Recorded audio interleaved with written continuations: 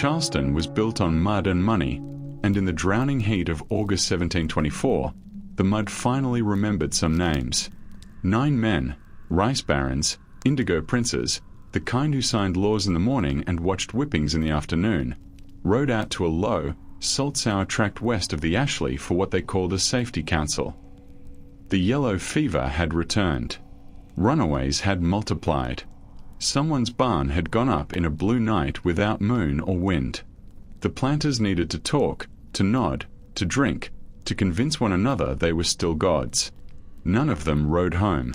3 days later, hunters found the ground they're breathing. Not wind, breathing. 9 gentle heaves of earth around a ring of live oaks, as if the land itself had a pulse. When the men dared to dig with their hands, just enough to read a truth they would spend the rest of their lives denying, they uncovered the first proof. Cane reeds cut clean and true, stabbed down through packed soil like cruel, hollow needles. Breathing tubes. Or had been. The reeds were clogged with clay. Someone had known how long a man lasts in the dark with one thin thread of air and when to pinch it shut. At the center of that ring, they found a tool no white man had touched in years, a slave shovel, worn smooth by hands that moved like prayer. And beside it, sitting cross-legged on the root-gnarled earth, palms on his knees, a man the records called Jonah. He was humming something that wasn't a hymn and wasn't not a hymn, eyes half-lidded as if he alone could hear what lay below. When a horseman wrenched him up by the shoulders and demanded a name, he didn't say Jonah. He didn't say anything at all until the second question, "Who did this?" slammed into his face like a thrown rock. Then, in a voice scraped clean of fear, he offered 7 words that would stain the minutes of Charleston's council for a generation. The earth remembers what men forget. Those 7 words should have been the opening of a trial, a reckoning, a new season of law. Instead, the city sealed and stamped and hid. They called it fever. They called it accident. They called it anything but what it was, a lesson. And they dragged Jonah away in irons, expecting him to wail and beg and try to barter with names. He did none of those things. He looked at the ground and smiled, small, like a secret shared between old friends.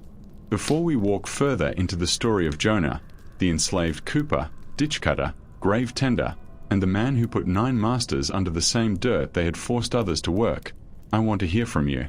What city are you listening from? Do you have a road people don't walk after dark, a field that never quite grows right, a family story with the edges worn off? Drop it in the comments. And if you want more histories the ledgers tried to erase, tap subscribe and ring that bell. We say the quiet parts out loud here. Now, step back with me 15 years, to the first day Jonah tasted Carolina mud. He arrived in chains, wrists raw, eyes the color of shallow river water. He'd been good with wood in the country that had named him first, staves and hoops, watertight work that kept grain dry and grief out. The man who bought him had stared at his hands longer than his face.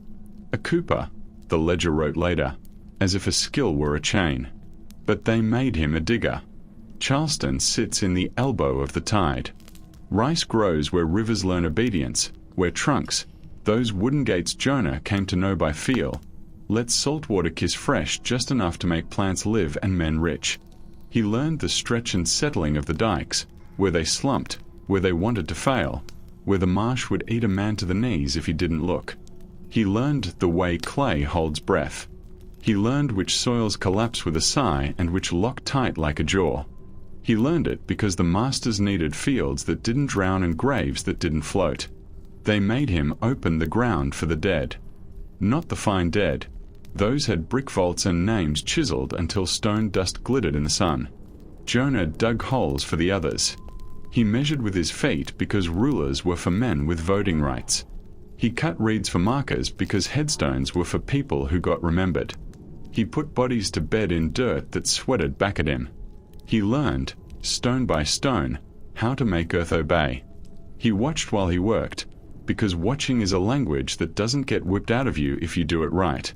He watched the 9 men who would later feed the mud. He learned their horses' steps, the way their laughter changed when they were lying, how they cut their meat and their deals.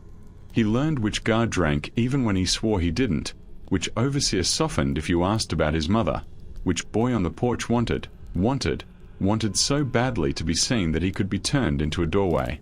Jonah's patience was not the cowering kind. It was carpentry, the slow fitting of joints you don't want to fail when weight comes down. He built friendships like barrels, a stave here, a hoop there, a little steam to bend what didn't want to bend. He shared tobacco not because he liked the taste, but because men who think they are doing you a favor will tell you where they keep their keys. He sang at dusk, deep and low, not to charm but to draw the curious close enough that he could learn their names. Every community has a sound that means danger. In the quarters, it was a chord you could hear but not place, a song that hopped from field to field with no words anyone could be punished for. Jonah learned to lift it with his throat while his hands kept steady on the spade. He wove roots with it. He wove rumors with it. He found out where 9 men were going to be on a certain afternoon in August, and he found out the thing that mattered more. That they'd be arrogant enough to be there with almost no guards, because they'd never imagined any dirt in Carolina could reject them. What changed patience into plan? Not a single blow, many. A wife sold for the good of the estate. A son taken to season at a plantation that broke men like bridle-bit horses. A mother buried in a ditch because the ground was too wet for a proper coffin, and the man who chose the ditch called it thrift. And one night, when the tide ran high and the frogs were so loud they could have hidden a murder, the 9th of those men laughed about a boy who had begged for his life in 2 languages. 2 tongues don't make a man twice alive, he said, and his friends clapped their hands on the table like thunder. Jonah did not rage. He walked outside and put his palm on the earth the way you touch a dog that trusts you. He felt the subtle swell and fall of the underground water and knew, in that instant, where the ground would hold and where it would cave. He spoke to the dirt in a voice no one else could hear. Not magic, knowledge. Not curses, measurements. He counted reeds. He weighed how many breaths a chest can hold if the tube is clean, and how long 9 men can curse the dark before the dark answers back. He didn't set fire to anything. Fire tells on you. He didn't poison. Poison makes men martyrs in their own minds. He chose soil because soil is patient, and because the men who owned everything above it had forgotten it owned them too. There are stories that claim Jonah had helped that day. Some say a white boy who'd learned to be ashamed of his father's house brought a coil of rope and a look he never lost. Some say a woman from the kitchen, scar on her wrist and a sly way with a knife, cut the reeds and laid them by like church candles. Others say he did it alone because the quietest work is loneliest. The truth is mixed like marsh water, fresh and salt, believing and knowing. What matters is this: 9 men rode out believing in paper and iron and the sounds they could make other people make. They found out the earth makes its own. When Jonah lifted his eyes from the ground and stared at the men holding him, he did not look defiant. He looked tired the way bridges get tired after too many wagons. But his voice, when he finally used it, didn't tremble. "It's done," he said softly, and they didn't know whether he meant the murders or the beginning. They didn't make Jonah a cooper in Carolina. They made him a ditch hand, shoulders deep in the black, pulling mud out of the throat of a river until the river learned to swallow on command. Rice is arithmetic, tide plus trunk plus patience, and Jonah learned the math with his skin. He felt the tide by the way mosquitoes rose, by the itch of salt drying on his forearms, by how the mud's grip softened at certain hours and locked at others. He counted by footprints. He measured by breath. They called him to graves, too. Because hurricanes don't read church schedules and fever doesn't respect harvest. He knew where soil drinks and where it floats a coffin like driftwood. He knew how to slice a side trench to bleed off water so a body could lie still. He came to read ground the way other men read ledgers. Give him a boots print and he'd tell you how long ago it passed. Give him a shovel and an hour and he'd make the earth keep a secret. He watched as he worked. That was the beginning and the middle of everything. The 9 men, let's call them by their habits if not the names their sons preserved, were a collection of angles and appetites. One whistled before he lied.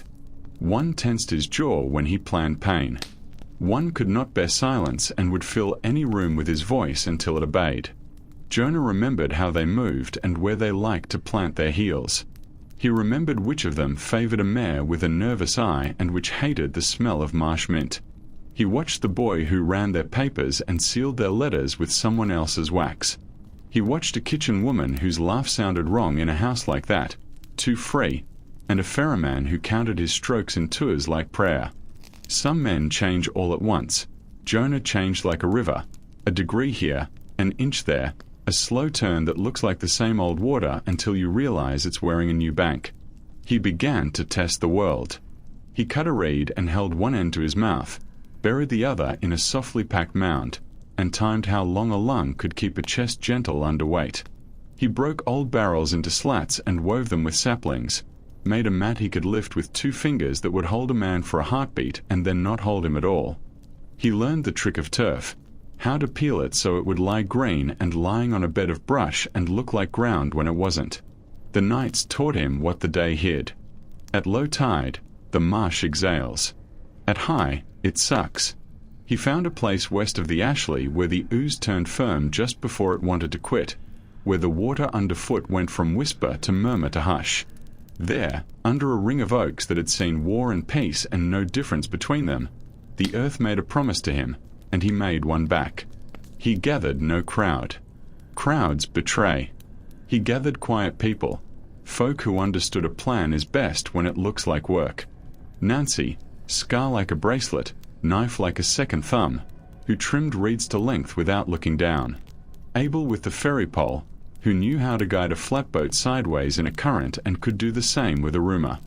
Moses, hired out from another plantation for carpentry, who could cut a hinge out of air and made traps that sprang without sound. And a boy with pale lashes, Silas, who had the misfortune to be born a son to one of the 9. Silas had a neat hand and a broken back you couldn't see, and he could copy a seal so smooth the man who owned it didn't recognize his own authority. They built the plan with hands that never looked up when overseers passed. Ropes coiled under cabbage leaves. Reed bundles that looked like thatch. Turf mats nested in a stack like loaves.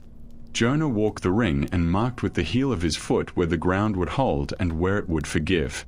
Here, he told the earth, touching it as if it were a sleeping child, lend me one night. To fetch 9 men to one place, you don't shout. You braid. Trouble had been brewing.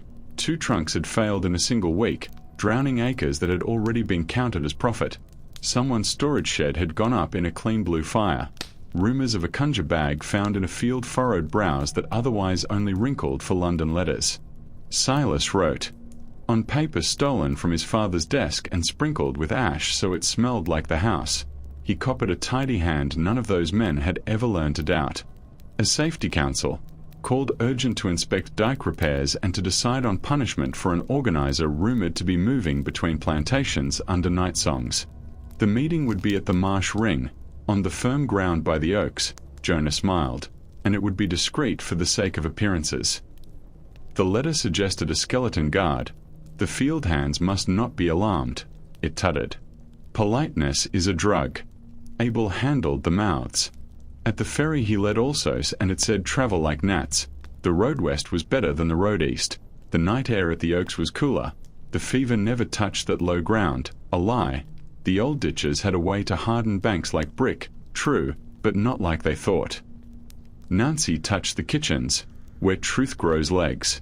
They're coming, she told a girl washing plates, and they're coming proud. The girl nodded, because she'd been sent out of rooms for being too near proud men before, and she felt the shape of danger the way a cow feels a storm. Jonah disappeared into work in plain sight. He took a crew to shore up the ring. They spaded, tamped, lifted turf in wide green tongues, set brush lattices on shallow pits, laid the turf back like a lie. They cut 9 holes and threaded 9 reeds and angled them away from the center so anyone standing over an opening wouldn't see a telltale tube. The reeds rose low, like snakes tasting air. In daylight they reed as weeds. At twilight they were nothing. He ran the numbers in his head while he wiped his hands. Weight of a man plus panic equals collapse time. Depth to muffle shouting, depth not to break, the angle to keep a chest from being crushed before breath ran out. He wasn't merciful. He was exact. The invitation reached each man at breakfast the day before. Pride drew their names into the dirt west of the Ashley. They had punished men for less than declining a summons. They buttoned coats, strapped pistols, and called for their horses. Guards. A few. It would be neighbors and rum and talking. Nothing to fear if you owned the world the sun shone on. The day rose like a hot spoon, slow and shining. Jonah's crew was dismissed to other work in the morning, on paper. In truth, they were ghosts that day, shadows in a tree line, eyes wherever silence could hold them. Nancy, in a drab shawl that made her look smaller than her intentions, moved through kitchens like any servant sent for this and that. She checked knots. She shaved reeds to a smoothness only fingertips detect. She palmed a little clay. Silas had placed a second set of letters, scrawled by himself in a different hand, dropped to the overseer's quarters. Stand off at a distance. Appear vigilant. Do not approach until called. He'd laced the words with flattery so no one suspected an order. Men can be led by their own importance easier than by any rope. Abel set his ferry to maintenance. There would be no surprise visitors from the wrong direction. Moses waited at the edge with a pry bar and eyes that counted to 9 and stopped. They weren't going to drag 9 men into holes with brute force. The plan respected gravity's hunger.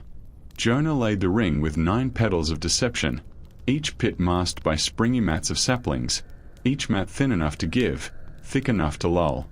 Tether lines ran from 2 sides. At a tug, the mat would slip and the man would go where the ground had been waiting. Time is a tool. You use it or it uses you. Jonah needed the men bored and comfortable. He needed them to step where he invited without being ordered. He wore a cap in his hand and stood with his head slightly bent when they came, looking like obedience. The first arrived an hour early with swagger and complaint.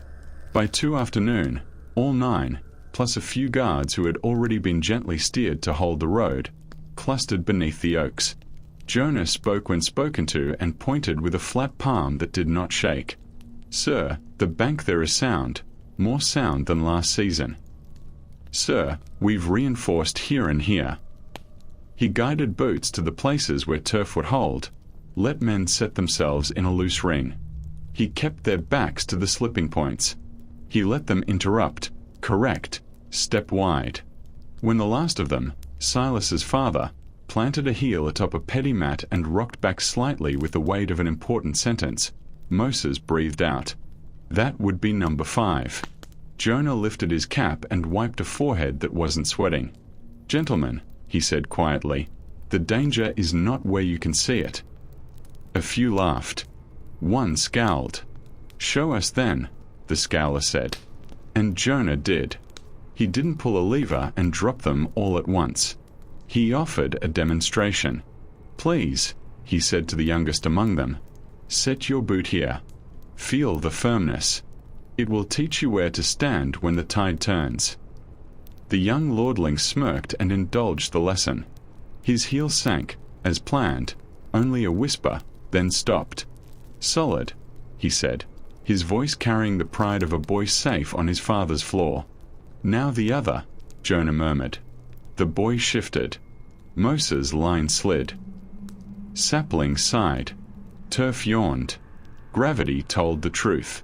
The boy dropped chest deep with a short, bright shout that made the older men laugh, because nothing is funnier to a certain kind of man than someone else falling. He caught himself with both hands on the rim and grinned red-faced. Damn, he spat. You'll have to shore that. Jonah gave him a hand and pulled him free. He made the trap look like mistake, the way a magician shows one trick so you don't notice the cards palmed. Gentlemen, step close. See how the brush has been laid. He beckoned with a craftsman's pride, the kind that seduces owners. They leaned. They clustered. They put their boots on the places a worker's hands indicated because they had trained themselves to trust pointing more than land. Jonah nodded once. Nancy tugged a line. Abel's foot pressed. Moses lifted. 3 men went in like prayers swallowed by sleep. 1 shout, 2 curses cut off. The rest scattered 2 steps and froze, pistols out, eyes on the tree line, not the ground. Stand fast, one commanded, and Jonah pitted him for the last order he'd ever give. They made a circle without knowing. The yokes held up the sky and the ground waited. A second pull, another slipped. A third, the loudest of them pitched forward with a grunt, hands scrabbling, fingers finding only green cloth and brush and then only air. Each pit was just to the shoulder at first fall. A design Jonah had tested the way other men test sermons. It let a man believe in rescue for a full count of 10. It made him call for friends. It made the friends step where the world had stopped being world and started being plan. By the time the yelling was straight panic, all 9 had gone to ground and the guards of the road were still holding their post like good men, as Silas's forged note had flattered them to do. "Help!" One cried up from the earth, face flushed with the shame of being at the mercy of someone he'd never named. Jonah set the first reed. "Breathe," he said. "It will be worse if you don't." The cane slid into the light, then down through the dark, passing coolness like a blessing. "Get me out." Another spat, or sobbed. It's hard to tell when someone has never practiced. "Breathe," Jonah said again, and handed that man his share of air. Nancy tamped the edges as gently as a mother tucking in a child. Moses lowered the last mat. Abel stood watch with a pole that had guided 100 loads and now guarded 9 fates. This is where some stories claim Jonah preached. He didn't. He did not ask forgiveness and he did not offer it. He did not name the children those men had sold. He did not recount the backroom jokes that had taught boys to enjoy screams. He had already said all he meant to say by making them trust ground, then teaching ground to refuse them. The reeds were music. They whispered. They rasped. They let breath in and out. Jonah knew exactly how long a chest can keep the rhythm steady when hope is held at the end of a hollow stem. He measured clay between finger and thumb and pressed it into each reed's mouth. Not yet, and then walked once around the ring, touching each patch of turf as if counting. When he came to the last reed, the one cut a finger width wider for a man who had once told a laughing room that a slave is a lung with hands, Jonah paused. He thought, perhaps, of mercy as craft, of justice as something you build to bear weight. He pressed his thumb over the cane's mouth, then lifted it, then set it back, letting fear speak its long, thin sentence. At the end of it, he pinched the clay shut. The ground does not scream. That is both the grace and the horror of soil. It hushes and keeps and makes no theatre of ruin. That afternoon, the yokes listened. The river went about its brackish business, and the breeze carried only the sounds of insects. Jonah sat with his back against a root and watched the sun do its old arithmetic. Climb, bleed, lower. He marked time by shadow and by the lessening of small, invisible motions, the little stirring that travels up a reed when breath is fierce, the soft vibration when fingers press dirt from below, the settling that comes when motion turns to memory. He did not rush the earth. He had not rushed a single thing about this plan. He knew where the guards were, and who they were, men who were brave on command and timid in their own choices. They would not come into the ring uninvited. Not with the note Silas had left, not with the knowledge that 9 masters hated being seen undone. Nancy moved like dusk, gathering the little that needed gathering, stitching the edges where the turf seemed suspiciously fresh. Moses disassembled the lines and scattered brush in ways the river would forgive. Abel, who believed in signs only after facts, watched the road and thought about ferrying souls. Toward evening a horseman approached and held up a hand like he owned the horizon. "You there," he called. "Where are the gentlemen?" Jonah stood and pointed down. "They reconsider the ground," he said, and the horseman didn't understand until he saw the circle and the way the center had been smoothed. He put his hand to the hilt because men who do not trust skill reach for steel when the world surprises them. If there was mercy that day, it was in how clean it all was. Not clean like goodness, clean like a blade honed to do one work and no other. The oaks kept their leaves. The birds did not flee. The sky made no sign, and yet everything was understood. The first hunter, one of 3 who would later tell the story wrong to keep their breakfasts, knelt at a reed and put his ear to it, perhaps because he'd seen snake charmers in a Charleston square and wanted to mimic exotica. He lifted his head slowly, face changed, and whispered something that made the others move very carefully. They dug with people's hands because no one had brought tools to save men they believed unkillable. Clay clogged each cane like a last thought. A shovel lay at the center, handle worn to a gloss by a certain set of palms. Who did this? The horseman demanded. Jonah met his eyes, and the world tilted just enough that a man with that many buttons on his coat felt something that might have been humility but probably wasn't.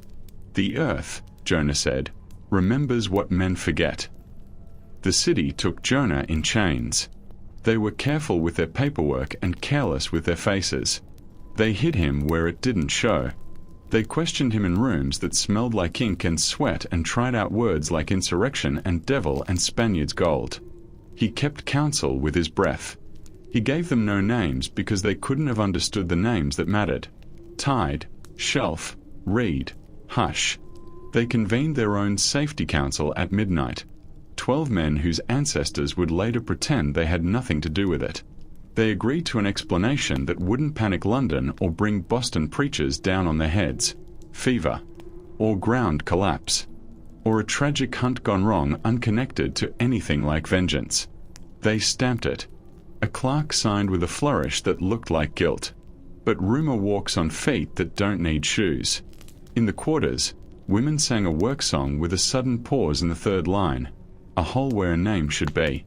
Men beat time and slid the pause sideways until it meant, "Do you hear?"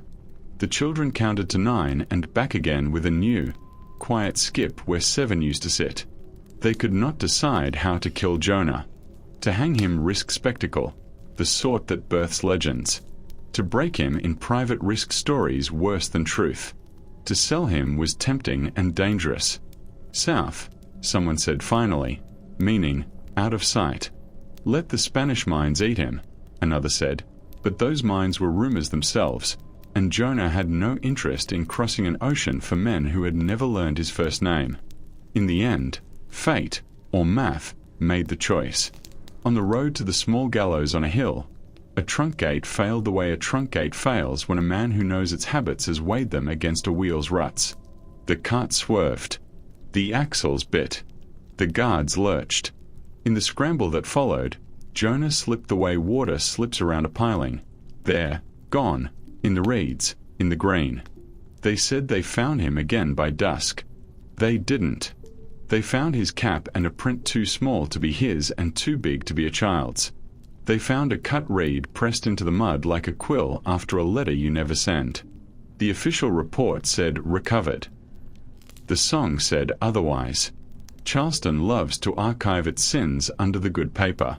A clerk bound a file with twine and a broken seal and wrote A1724-9 on the spine, which meant nothing and everything.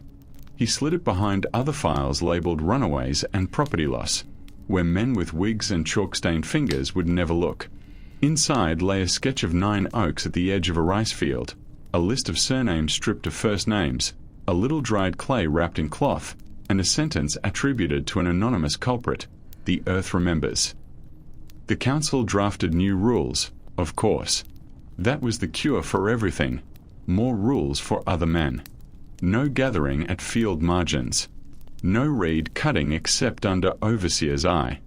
No talk across plantations unless the talk was about God, and even then only if a white mouth started it.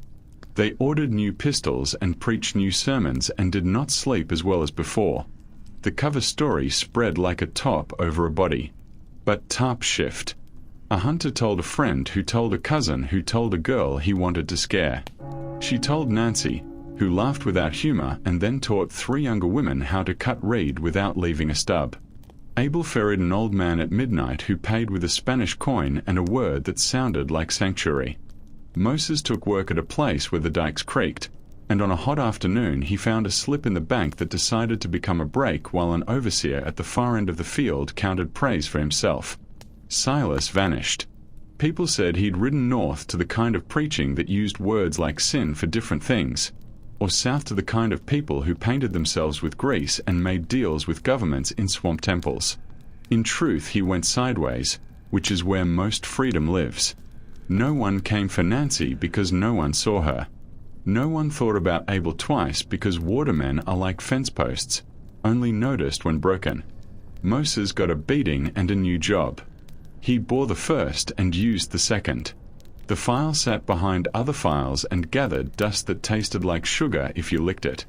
When a new clerk took the shelf, he found the twine and the broken seal and told himself a story about misfiling and careful hands and put it back. The ring became a place people did not say they went to even when they had. The field hands stepped wide around it without being told. Children dared each other to touch the nearest root and run, and some ran laughing and some ran with tears they didn't understand. Strange things happened there, but none of them were magic, or perhaps all of them were. On certain mornings, fog clung low as if it had reasons to stay. On certain evenings, a thin rasp tickled ears, the reeds, grown wild, the wind in their throats like faint advice. A horse that had never balked and refused the circle. A man came to cut wood and found his axe glancing off bark like iron on iron. Out in the quarters, lessons shifted. Men who knew how to read the sky taught boys how to read soil.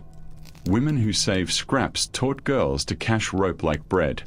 Times for work songs changed by a minute here, a minute there, so voices met where eyes couldn't. Stories learned a new pattern, slow justice, deliberate as a tide gate. The 9 were buried without honor under other names on paper, because honor is also a kind of paper. Their fields kept growing because fields do not keep grudges the way people do. They just remember water and absence. Their sons learned to ride with 2 guards in daylight and 4 at night. They did not squat in fields the way their fathers had, not because of mud on good breeches, but because the idea of kneeling to ground made them feel watched. Dikes failed more often that year. It wasn't sabotage most times. It was fear and neglect.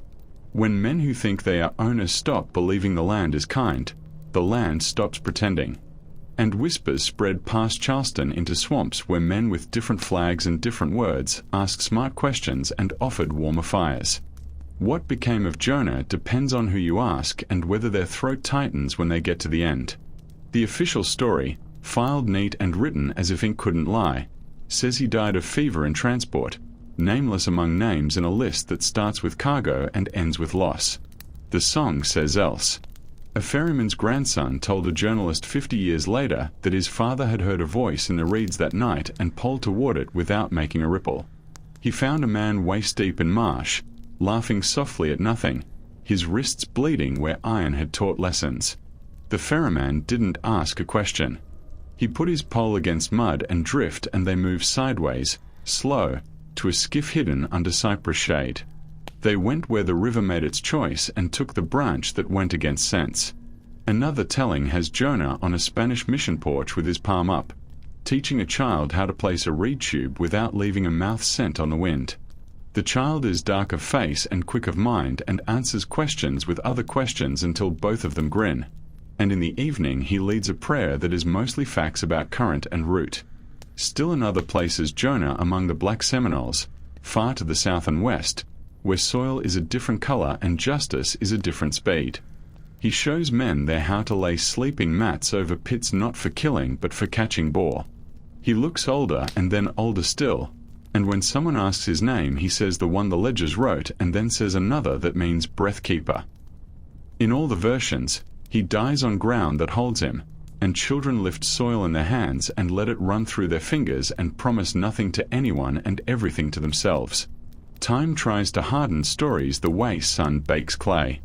But clay dug and kneaded by hands remembers the shape of those hands. Decades after the ring went quiet, a clerk in a new building with better shutters and worse conscience retired and opened his house to air. He found a bundle in a trunk, twine, broken seal, a sketch, 9 oaks, a river bend, an X. His son, curious, drunk, or both, sold the map to a planter whose wife loved tales and gentle haunting. She told it at suppers until men laughed less and listened more. A judge left a note that he wanted burned unread. His widow read it anyway. We took down his sentence and put up our own. It said in a tight hand that wanted to be bold, and I have dreamed of reeds ever since. She passed the note to a preacher, who preached a sermon about Jonah from the whale, but the men who heard thought about mud. Silas, if it was Silas, sent a letter from New Orleans that arrived in Charleston opened and resealed, as if the road itself needed to look and then hide what it had done. In it he wrote a single line: "If a man can learn to hear dirt, he can hear God." Someone tried to plow the ring under. He broke 2 oxen and a wheel. The yokes refused the bit. The ring went scrub, and then memory, and then rumor, and then a landmark on maps that pretended it was only a curve of bank. In the 20th century, men with machines and mirrors looked down through soil without touching it and saw voids like old lungs. They wrote papers and did not say justice. They published findings and did not say men. A cane stub, turned to ghost wood, came up in a schoolboy's hand like a wand. He brought it home, and his mother threw it in the yard, and a mockingbird perched on it for a whole humid month. Tourists later asked descents why the field looked so clean, and the descents nodded toward another exhibit and said indigo, and the air between their words meant, I know and I don't, and that is how this place breathes. At night, if you stand just outside the ring and close your eyes and press your bare feet into the soil, you might feel a long, slow exhale, not haunting, just physics, the ground letting go of the day's heat and taking the river's cool into itself. If you stand long enough, you may feel that the earth under you is not passive. It does not forgive or judge. It remembers. That is enough. Jonah's story is less about murder than about measurement. He weighed breath. He weighed arrogance. He weighed a city's appetite for forgetting and set something heavier on the other pan. 9 men went down because one man spent 15 years learning the math of a place that pretended not to know him, then taught it a different lesson. Did he become a monster to kill monsters? He did not become anything he wasn't already. Careful, exact, impossibly patient. He did not cut throats. He cut reeds. He did not light fires. He banked them. He chose the slowest justice because slow justice is what those men had given to others. Days into decades, and decades into lives gnawed away breath by breath. What did Charleston learn? For a while, to step lightly, to keep guards twice as close, to read letters twice. For longer, that ground is not furniture. For longest, that forgotten doesn't mean gone. What do I believe? That somewhere in the marsh grammar of this coast, between tide and trunk and hush, there's a sentence that reads the same forward and backward. You cannot own what remembers you. If this story moved you, breathe with me for a moment and then let me know what city or country you're listening from. Do you have a place where the earth feels like it's keeping a secret? Drop your story in the comments. I read them. And if you want more histories that were pushed under and still pulse beneath our feet, subscribe and ring the bell so you don't miss what's next. Share this with someone who thinks the past is quiet.